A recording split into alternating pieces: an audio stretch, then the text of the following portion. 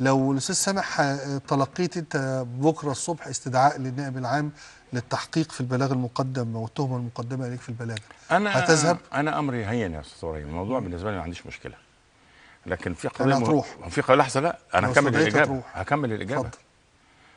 المستهدف سامح، المستهدف المحامين، المستهدف ترويع المحامين، تخويفهم، اجبارهم على الركوع، اجبارهم على الاعتذار، اكراههم على الاستسلام والتسليم، ان كل اللي اتعمل من مواجهه ضد هذا القانون او مشروع القانون الغاشم ده كان يستحق الاعتذار. استاذ سامح استخدمت تعبير ركوع واستسلام، انت بدأوا كلنا ازاء معركه او حرب. ما انا جاي لك هكمل الجمله يا استاذ ابراهيم. ده مش سامح بس اللي متقدم، في بلاغات ضد محامين صغيرين على مستوى الجمهوريه، متقال انه ده كسر او ده عمل او ده شتم او ده، دول مقدم ضدهم بلاغات.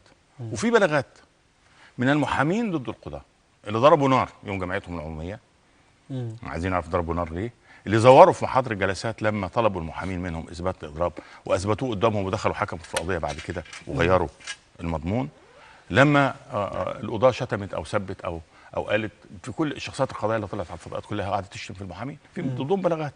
اذا لم يحقق بطريقه متكافئه مع الطرفين لن يمثل محامي واحد، مش سامح عاشور، لن نمكن احد من ان يتم التحقيق مع محامي واحد. عايزين تحققوا نحقق مع الكل، نحقق مع القضاه اللي ارتكبوا او موضوع اللي موجهه ضدهم بلاغات، ونحاكم ايضا ويحقق مع المحامين اللي مقدم ضدهم بلاغات. انما فقط المحامين يتحقق معاهم ودول يعدي الموضوع، لانه دول طبقه اخرى لا يجوز ان احنا نسائلهم او نحاكمهم. النهارده منشور خبر انه لا صحه لما اسند ان هناك تحقيق بشان بلاغ ضد احد المستشارين. الله، ايه ده؟ في ايه؟ ايه يعني في حد؟ طب نعمل ايه يعني البلد مقسومه نصين، نص ما تحققش معاه ونص يتحقق معاه؟ لا، احنا كمحامين مش هنقبل ده. وانا بحكم مسؤوليتي نقيب سابق ومحامي معني، بقول باسم كل المحامين لا نسمح بان يختطف مننا محامي ويتحقق معاه علشان يجبر على الاعتذار او يجبر على انه ياخذ موقف مش صحيح. ولن نستسلم هذا الامر لانه احنا كده هنخش في معركه مش صحيحه، نحن لا نتمناها ولا نقبل ان تكون او نكون في مواجهه مع احد، لكن نرجو الا يتحول الامر الى صراع طبقي تتحول فيه السلطه القضائيه الى طبقه قضائيه. في بعض بيحاول ان يحولها الى طبقه تحافظ على طبقه السلطه يا سيدي الفاضل ان تكون في الموقع وتتركه دون ان تورث الموقع لابنائك، دون ان يكون لك استحقاقات فيه، فتفضل محافظ عليه باعتبار انك انت واسرتك ملك تمتلكوا هذا الامر، لا يجوز لاحد ان يقترب منه من عامه الشعب. فتبدا الامر انه في ناس تتحاكم وناس ما تتحاكمش، ناس تتحقق معاها وناس ما تتحققش معاها. يا سيدي الفاضل، في جمعيه اسمها جمعيه نادي قضاء، جمعيه نادي قضاء الدسوق، كان في مشكله متعلقه ب 1400 اسره اشترت 1400 قطعه ارض مزوره بتزوير، باعوها مستشارين وعقود ومقدم بلاغات ومتحققش مع مستشار واحد. طب ينفع؟ دي واقعه بتاريخ ايه يا فندم؟ دي موجوده بتواريخ سابقه، ملف قد كده اجيبه لك واعرضه واتكلم فيه وتناقش فيه وجود المبلغين. بكل خبرتك، كل اندماجك في الحياه القانونيه في مصر، انه المستشارين ما بيروحوش يتحقق معاهم ولا بيقضى في محاكم ضدهم، ولا يعني وكانهم في منطقه معزوله عن اي حساب قانوني. صعب شويه. صعب. انا بقول لك كل الذي شاهدته صعب تصديق ده طبعا، كل الذي شاهدته بعيني وكان قريب مني هو ده طبعا للاسف. طيب استاذ سامح، ما الضمانه بالنسبه للمشاهد المصري وهو بيتابعنا دلوقتي انه ده ما يبقاش صراع انتخابي؟ يعني سيادتك باعتبارك مرشح لنقابه المحامين، كمان الساده المستشارين اللي بيتكلموا باعتبارهم اعضاء مجلس نادي القضاه وعلى وش انتخابات، انه ده يبقى كله محاوله لاظهار ولاء للمهنه ولابناء المهنه اكثر من ولاء للحقيقه والتزاما بالحياد. يعني الولاء للحقيقه هو الاهم طبعا، بغض النظر عن انك وانا انكرت ان هناك اخطاء من المحامين، ما انكرتش.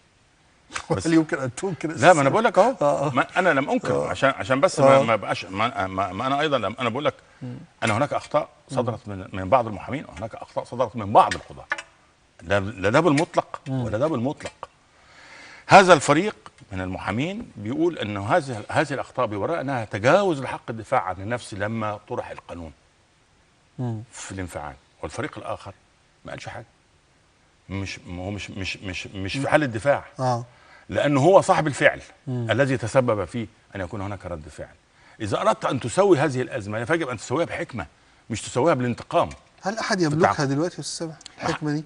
واضح في الاجواء المتوتره دي في كثير من شيوخ القضاه موجودين لهم قيمه وقدر وقامه، ودول اللي احنا بنراهن على وجودهم. هم دول الحكماء اللي احنا بنقول لهم لا، يعني انتم اصحاب القرار الان في ان تحولوا الامر، ان يعاد الامر الى نصابه. طب هو ينفع يا استاذ ابراهيم في خصومه زي دي انه يجي رئيس محكمه شمال القاهره او رئيس محكمه جنوب القاهره يقول مش هنعمل انتخابات المحامين في المحكمه؟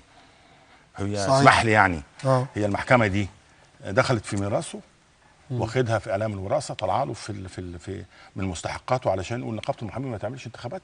هو ده موضوع شخصي؟ دي مش قضيه شخصيه. لما يبقى 7 محاكم ترفض، طبعا في باقي المحاكم ما رفضوش وقبلوا ناس محترمين، مفيش خلاف. لكن انا عايزك تقول لي ايه السند القانوني والدستوري والشرعي الا الطبقيه؟ لان انت احساسك انه المحكمه دي ملكك انت. ليه هو عايز يتجنب صراعات المحامين في اثناء انتخاباتهم؟ ربما مش عايز يوفر احتكاك. طب والباقيين دول مش واخدين بالهم؟ تقدير وتقدير، يعني اختلاف في التقدير. لا لا لا لا لا، دي عدوانيه. انت مش من حقك تعطل انتخابات نقابه المحامين. انت من حقك تزعل. انا قلت مش في بيتي بس. ما انت لما تيجي دلوقتي قبل الانتخابات روحوا اي مقر تاني يا استاذ ابراهيم.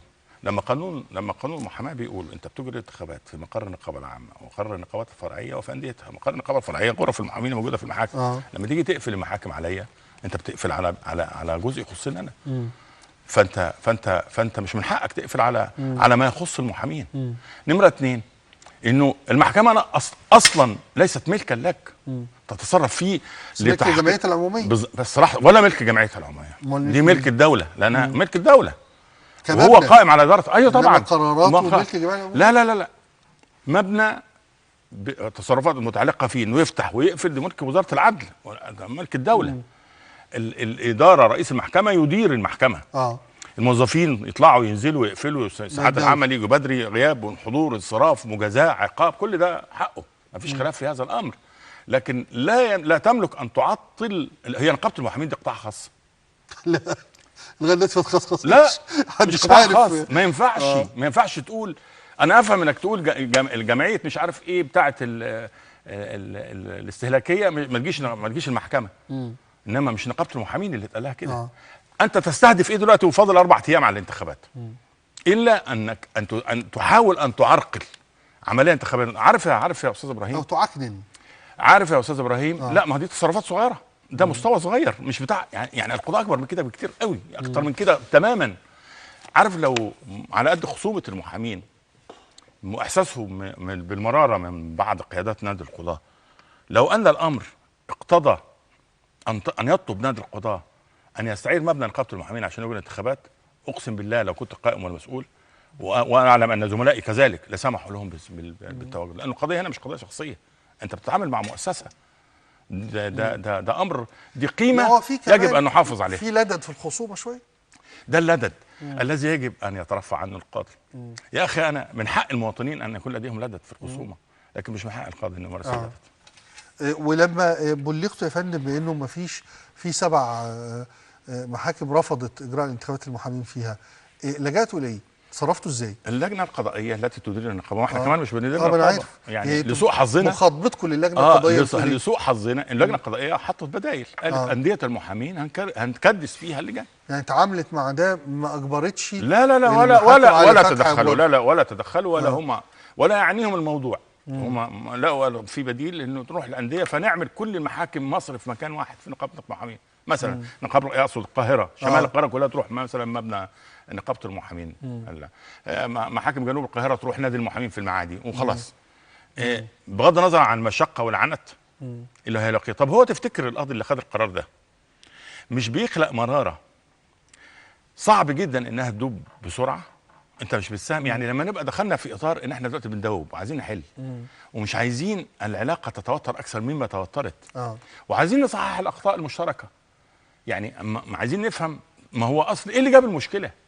إيه الاختراع الذي قدم باسم مشروع قانون السلطه القضائيه؟ لو كان الامر اتبع فيه ما يتبع بشان كل القوانين طبيعيه ما كانش بقى فيه مشكله. لو كان راح مجلس الشعب من الاول ما كانش حد حس انه في قضيه. لو كان الامر ما يمسش ما يخص المحامين، ما يخص نصوص، يعني ينفع انت تقدم قانون، انا اقدم قانون للمحاماه الغي نصين من قانون من نقابه الصحفيين ومش عايز نقابه الصحفيين تزعل ومش عايز الصحفيين يغضبوا، ولما يغضبوا نقابه اعضاء نقابه الصحفيين اقول ما لهمش حق ودول متجاوزين ولازم يغضبوا بادب وبوقار ولازم ما ينفعلوش ومحدش يعلي صوته ومحدش يغلط. ينفع؟ ما ينفعش. استاذ سامح بتفسر بيه انه اللجنتين لجنه والحقيقه هم يعني بينهم اختلافات حقيقيه، مستشار احمد مكي ومستشار احمد الزن، اختلافات في الانتخابات يعني وفي الرؤيه السياسيه وفي الموقف من الدوله وفي كل والنظام القديم وكل حاجه، ومع ذلك الاثنين مشاريعهم توافقت على المادتين دول. لا هم مش توافقوا، هم بيزادوا على بعض، المشروعين بيزادوا على بعض.